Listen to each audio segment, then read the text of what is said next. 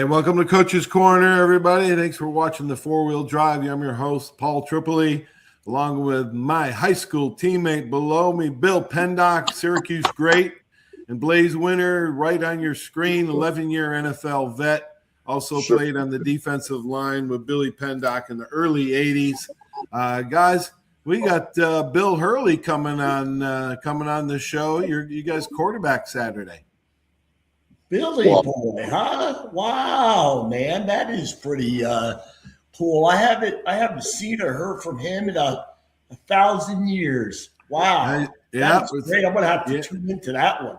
Oh yeah, man! What a great quarterback! What a great story he is, and it's a great guy. Saturday, 11 a.m. Great guy. I think he's living in St. Petersburg, not too far from you.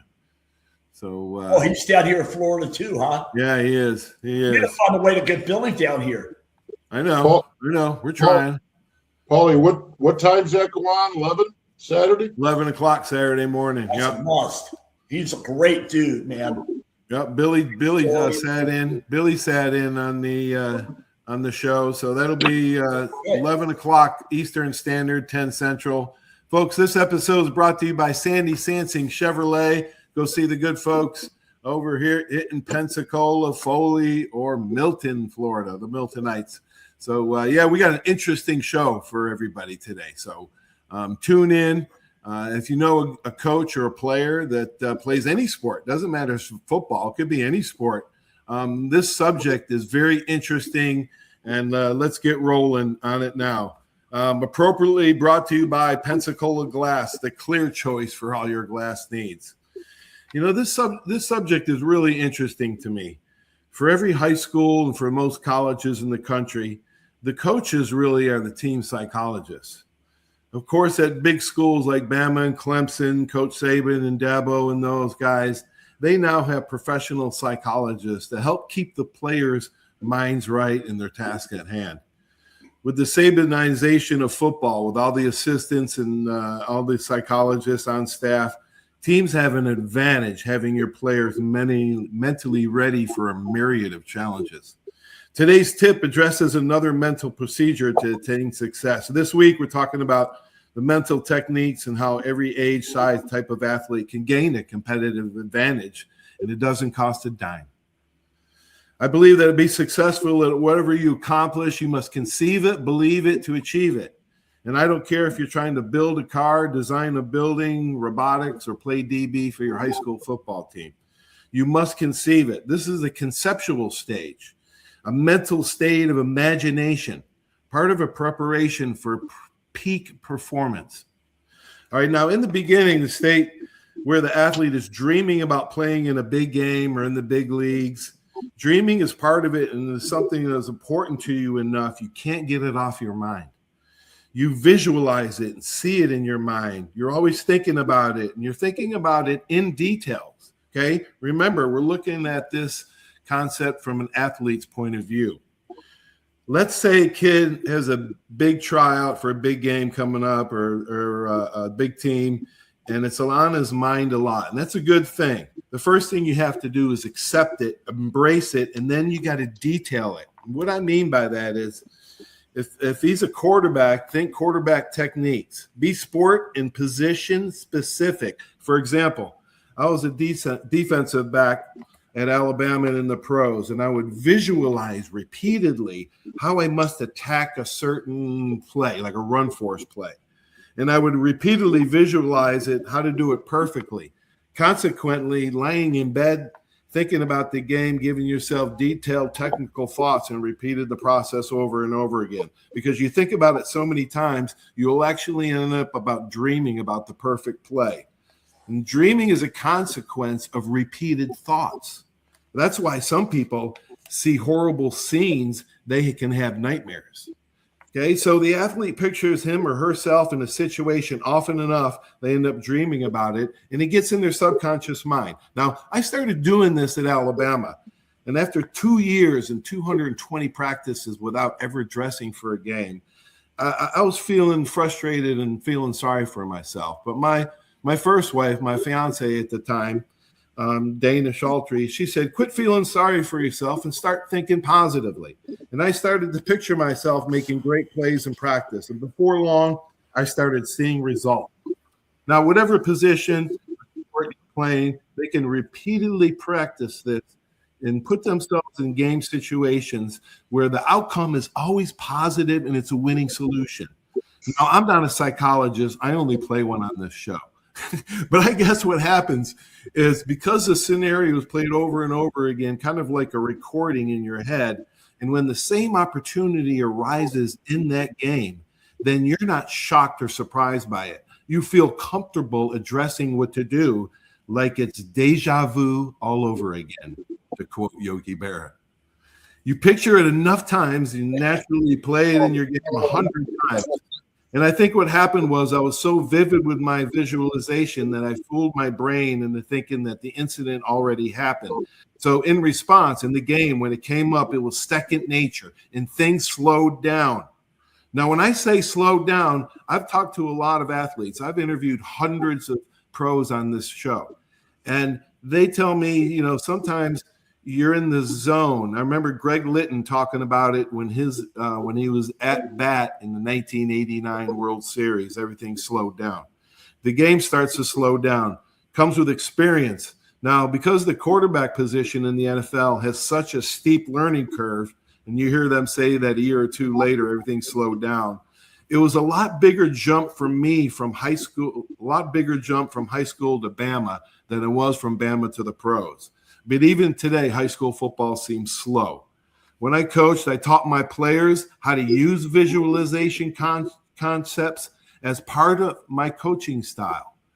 Now, when should you use visualization? And my answer would be at nighttime. You know how teenagers are. They tend to drift off subject. So it's hard for them to meditate. But I stress to do it the night before a game before they fell asleep. Now, I've come to realize that not many coaches use or teach visualization to their team, but they should. Okay, and you should teach it to all your athletes. They all can use it. Even the great Native American Jim Thorpe used visualization over 100 years ago. Listen to this story. Jim Thorpe was a dominant football player, running back, DB. The best DB in the NFL today wins the Thorpe Award. He was also a Major League Baseball player, but track, nobody could touch him in track. He was the best athlete in history.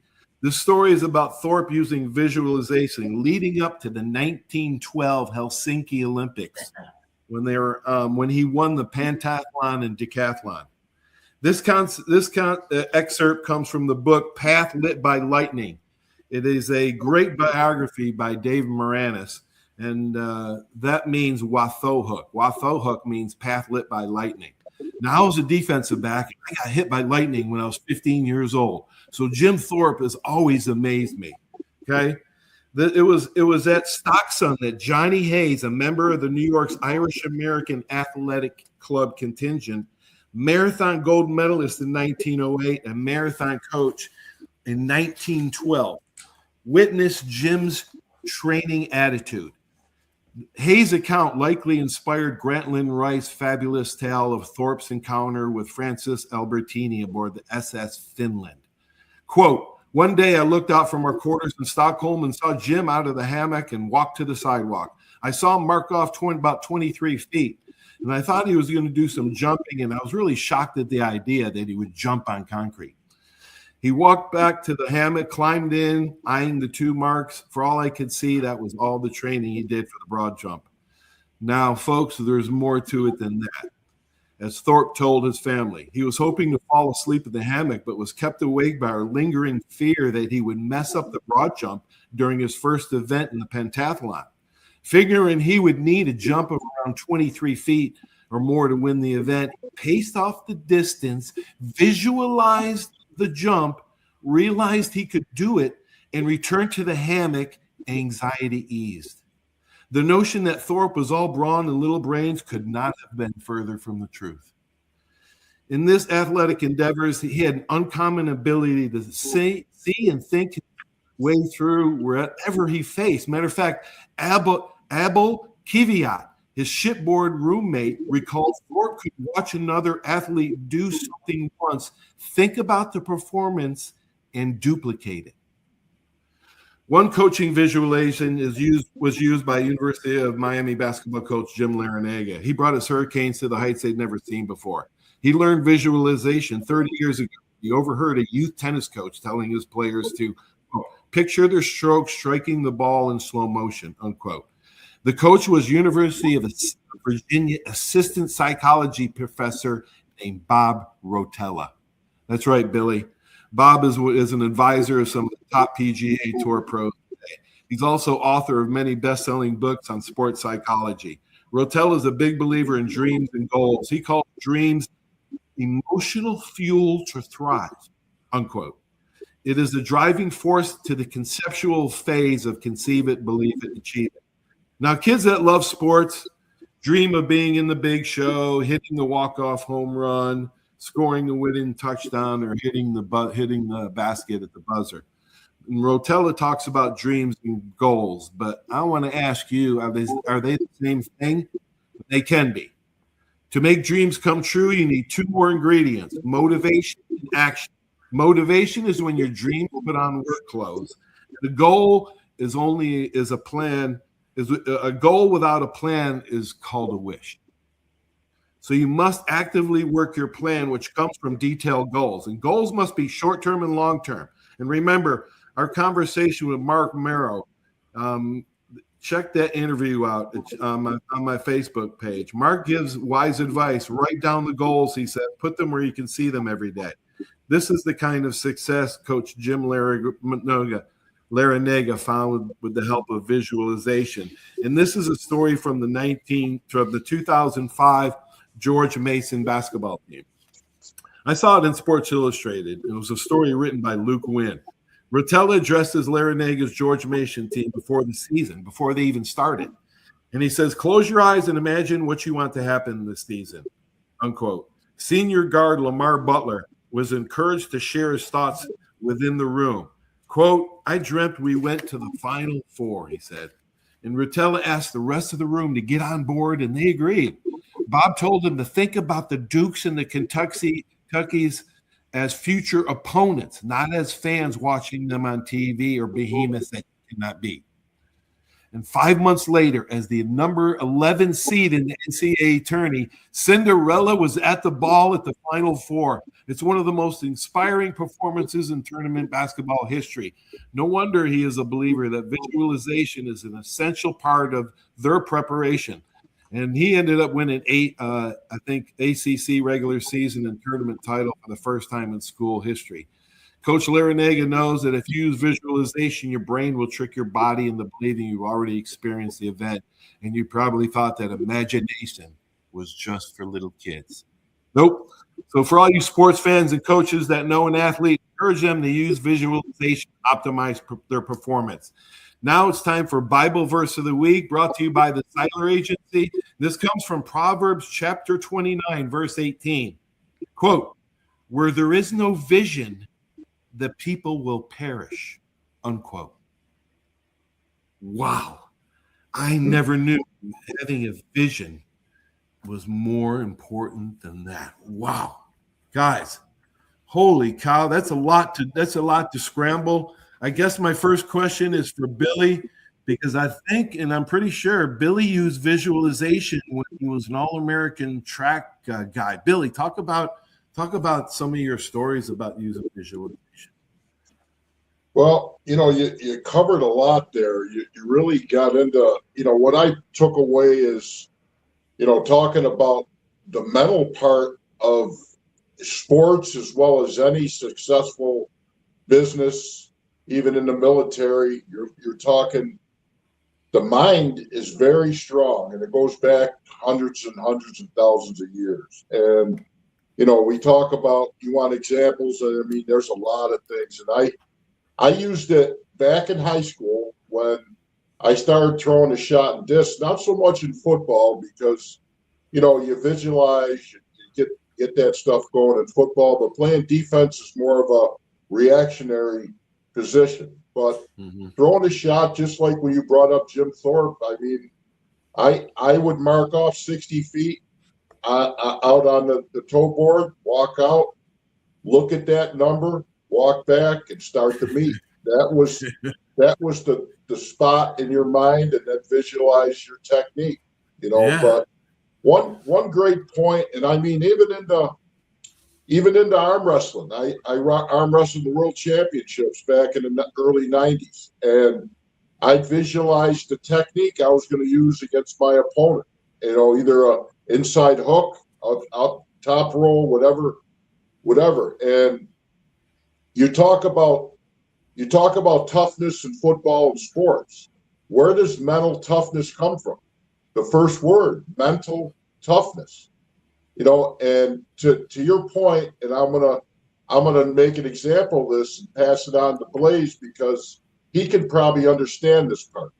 In the weight room, when we lifted, we didn't lift to stand and stare in the mirror. We squatted and benched as part of being on the football field. So I thought about when I picked up the bar on the squat rack, my first thought was coming off the football. Yeah. When I bench pressed, my second thought was extending the arms into that player. The two exercises came together, but it was up here that you visualized while you were doing those. Wow, that's interesting. You visualized in the weight room doing the sport specific activities. Blaze, you spent 11 years in the NFL. 11. Only 0.0001 guys that ever spend that much time. Did you use visualization in the NFL? All the time. All the time. It came to me as a young boy. It was, believe it or not, offered to me as a thought by my mother. And it was also followed up by my speech therapist. Of all people in the world, it wasn't a coach. It was my mom, who really believed that if you could see it in your mind, you're more apt to achieve it.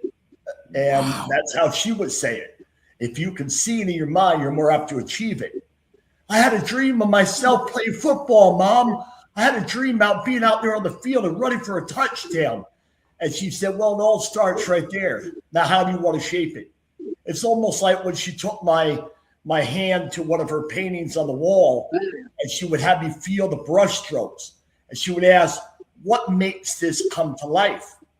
And I would say, I don't know. And she would say, the colors, the brush strokes, my thoughts. My thoughts make this painting what it is. And she was an artist, and she believed in what was in her soul, in her mind, because it was her place of peace created by her. She lived a very tormented life with my father, as Billy knows, a very abused life. And she found peace to give to her sons, me and my brother, by visualization. She had to become tranquil to be able to teach us the proper way. We are a society of people that have a tendency to react in the moment without thought. Well, if we have more thought, then there's more poised control. And now you fast forward to martial arts, everything is about poise and control. For you to penetrate your strike, yeah, you think about your strike, but you visualize poise and control right before you measure and release. And these are beautiful, deep concepts, but it starts with a simple dream. It starts with a simple structural dream as a young boy who sees themselves, or a young girl, in a sport, in a business, in a race car, whatever it might be, and seeing yourself as that possible, person. And then somebody with instruction comes along, called a coach or a teacher or a parent, and says, well, break it down into parts. Start seeing the parts of this. And my senseis are masters of seeing in the parts, and eventually part becomes what? The whole. Part to whole. And the visualization is nothing more than a building block of thoughts that bring you to one-on-one pass rush, the quarterback. You see yourself multi-moving. You see yourself going from one static movement to another, and now all of a sudden you're dancing. You're flowing like water down a river. And that's how my sensei used to put it, is you want to become like water rushing down a river. Man, it's interesting. It's interesting that Billy used visualization lifting and assimilated it to his position as defensive lineman. And then he used visualization just like Thorpe did, walking off the distance and thinking, this is what I have to achieve. And those 2 points, Blaze, man, getting it from your mom and your speech therapist before you were even, in the formative years, using that visualization. I imagine martial arts does use that mental toughness. We talked, Kerry and I talked about mental toughness, how the mind over matter, how to train that. He assimilated Monday night. If you guys want to see a show on mental toughness and mind over matter, check out Monday night show with Kerry Good. He assimilates the polar bear plunge, to mind over matter. Yeah. And then we talked about being in a cold game and everybody's worrying about the weather. You got to take it out of your mind. Billy, you got a thought? Yeah, I going back to your point about time slowing down. Now I'm gonna not get away from sports for a minute and talk about real life. I'm gonna talk about the years I did in the fatal shootings I was involved in doing police work. The visualization to the point of being prepared when the time comes when you do have to get in that position. And to your fact, and I've been there, when that time happens, actually everything just stops and slows down. I mean, if it happens to you, it's maybe 1% of everybody that'll go through this. But if you have that visualization, that mental preparation, most of that is going to go well for you. But I remember, and I taught firearms for 24 years, and we talk about not having tunnel vision, not having, it's a whole separate thing from football. We think about playing football, we think about peripheral vision, seeing everything, and when it comes down to actual life and death situations, your mind goes right into tunnel vision. The normal person will get that tunnel vision. But people that are trained, like Blaze, yourself, me, you're standing on the field, Blaze will tell you this, you're seeing multiple things going on. Right. And I remember, and I used to use that in my training from back when we were in college, and George used to have us do 1-on-3s. Blaze, you remember? Yeah. You had your visual keys and your pressure key. Right. And you focused on that guy in front of you, but you had them other keys to the right and left. Yeah, you got to find the ball. You got to find the quarterback. You got to find the running back. Your eyes are always moving. It's interesting how visualization helped you in police work. But it doesn't surprise me because it's all about the preparation of it, and I can see how visualization would help soldiers in war. I always equate it to the old-fashioned cameras and the film going through the cameras, and you see it frame by frame. Yeah. I always saw it as, well, I have to stop frame it. I have to position, where's my hand, and then I can sort of put it back on play. Mm-hmm. All right, here's my hair, my carry through.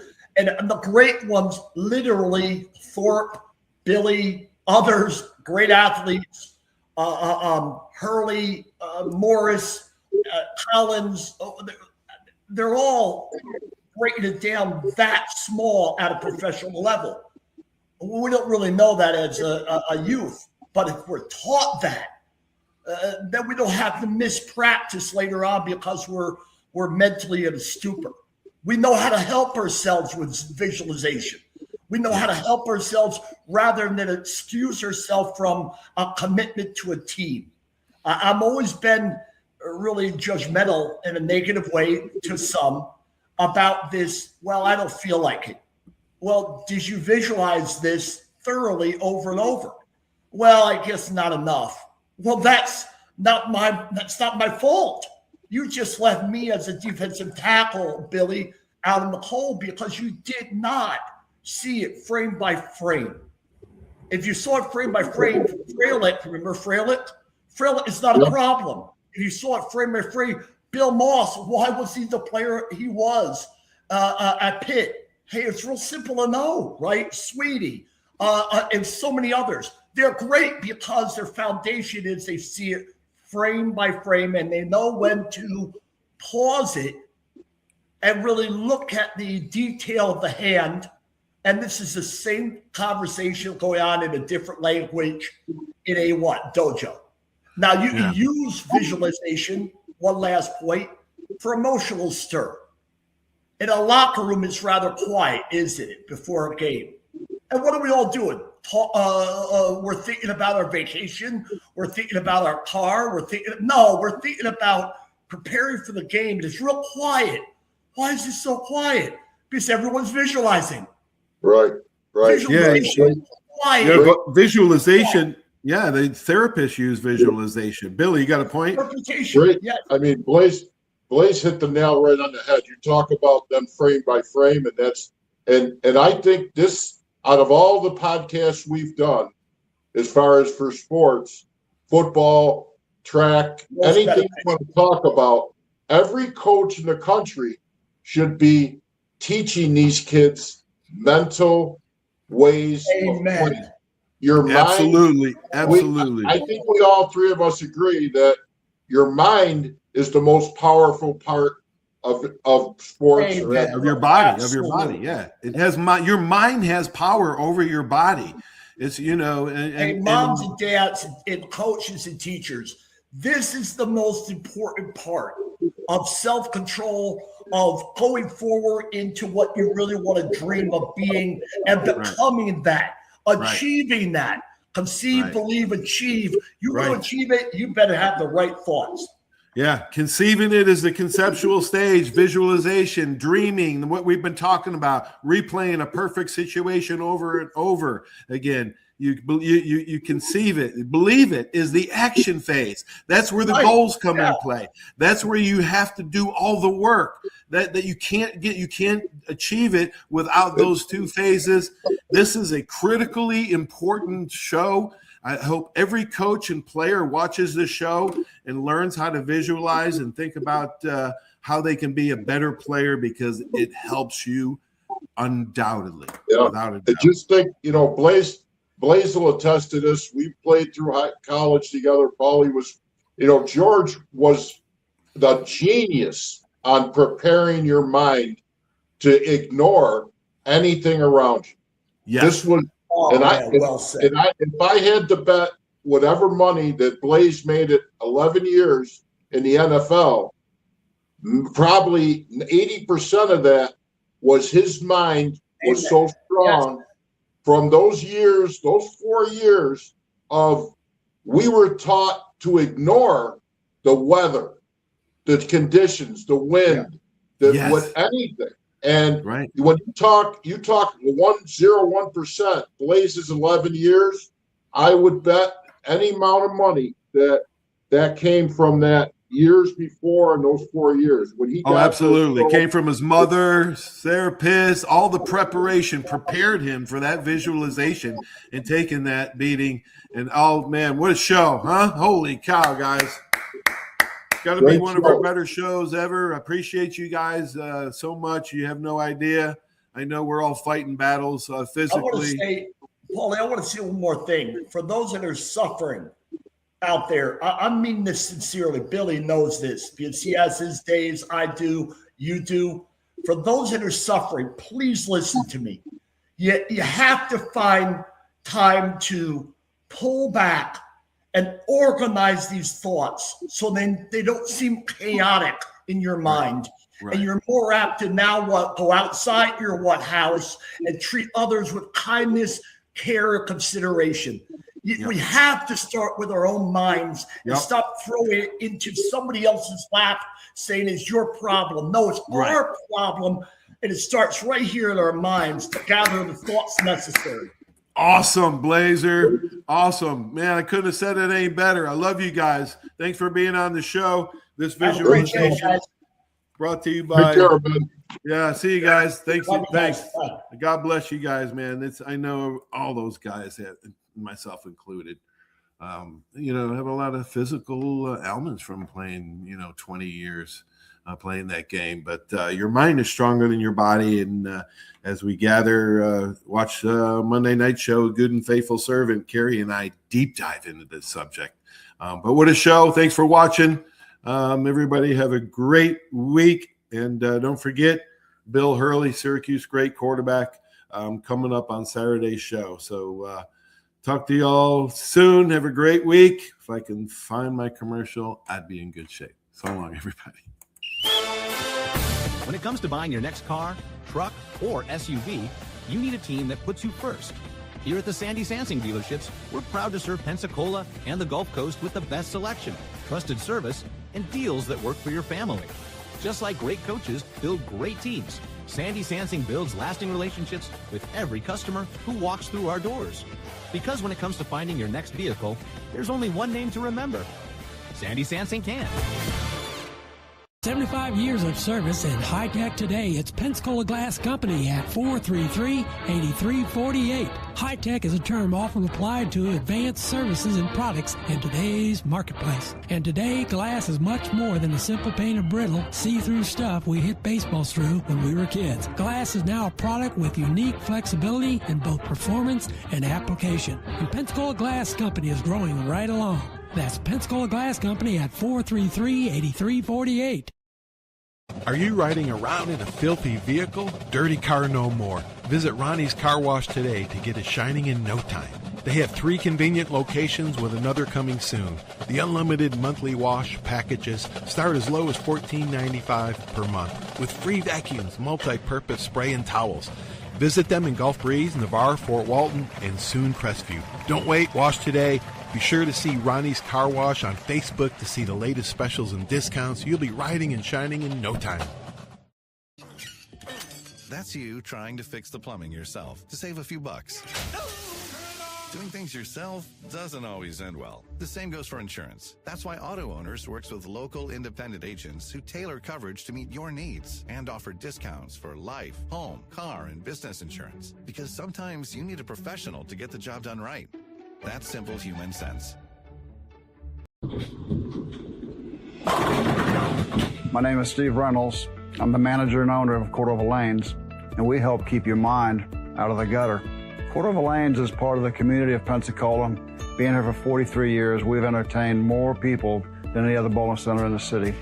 We self-fund for a living. Cordova Lanes is located at 2111 Airport Boulevard in Pensacola, behind Cordova Mall. Come on out and see us at Cordova Lanes Bowling Center. Thank you. For 30 years, you have seen the orange Beck signs all over the Gulf Coast listing a property for sale or lease. Beck Partners is your trusted advisor in commercial real estate, property management, commercial and personal insurance. Senior Vice President David Valletto has been with Beck Partners since 1989. Take advantage of his wealth of knowledge by calling him today at 982-7352. 982-7352. Extensive experience in all aspects of leasing, sales, management, and site selection will make sure your expectations are exceeded.